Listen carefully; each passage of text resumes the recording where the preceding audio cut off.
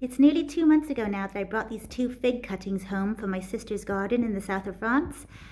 And I don't know what the name of the fig was, but it was this really delicious honey white fig that I've never tasted a fig that good, and so I had to bring some home. And I've just recently noticed that some of the roots are starting to show through the bottom of the pot. So although I'd usually want to repot it when it's really dormant, if you look at the cuttings themselves, they lost the little tiny leaves I left on them. The leaves dropped off quite soon after potting them up. So I suppose they are kind of dormant. And yeah, I just think I want to get them into new pots, some new nutrition, just give them space to grow as much as possible over winter. I'm overwintering them in the house because they've been on a windowsill the whole time since I potted them up.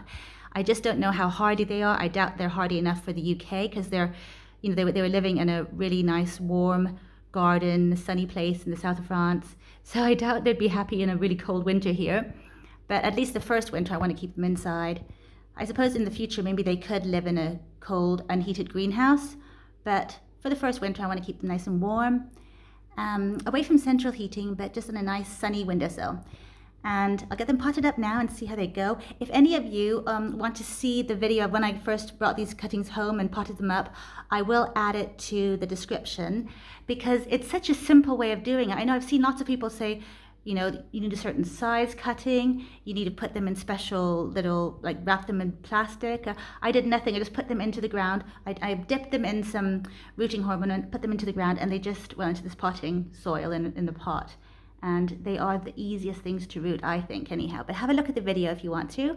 It'll be in the description. And also you'll see the fig that I had over there. And if any of you recognize it, please let me know what you think it might be, because that was the best fig ever, and I'd love to know what it was.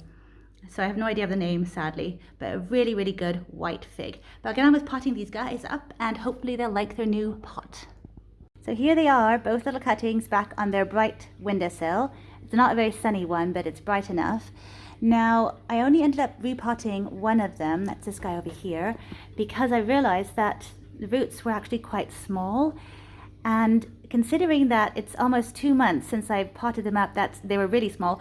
But I'm just thinking that the fact is, it was the complete wrong time of year I took those cuttings. It was in August, the tree was busy, producing lots of delicious fruits, and wasn't at all considering shooting out any roots or anything, or buds or anything.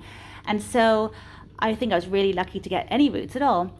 Obviously, figs are supposed to be the easiest things to root, and I can tell that they must be, because considering what time of year it was, they were rooting. So I really wish I'd shown you the roots now. They were very small, but hopefully in a few months' time, when it comes back to repotting again, I might do it again in spring. And I can always show it to you.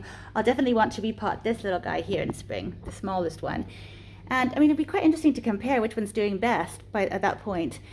All I'm going to do now is just leave them, let them really hopefully grow lots of roots. I added a bit of mycorrhizal fungi to the roots on the guy I repotted. It's called Root Grow as well. It's supposed to be really helpful and help them develop the roots, and that's all I want them to work on this winter. Now, if you look really closely at them, they actually have some buds forming, which the little double buds that we know produce, one of the buds will produce, let's get closer, focus. One of the buds will produce a leaf and the other one will produce a fig.